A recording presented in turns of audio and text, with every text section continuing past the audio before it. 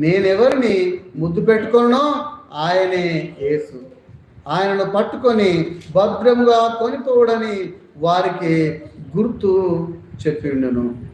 వాడు వచ్చి వెంటనే ఆయన యొద్దకు బోధకుడా అని చెప్పి ఆయనను ముద్దు పెట్టుకొనెను అంటాడు. ఏం చేశాడంటే ఆయన అక్కడ వచ్చేసి ముద్దు పెట్టుకున్నట్టుగా చూస్తాం. మరి అంతకుముందు యేసుక్రీస్తు ప్రభువు అడిగినప్పుడు ఏం చెప్పిండు? ఏం చెప్తాడు అప్పుడు?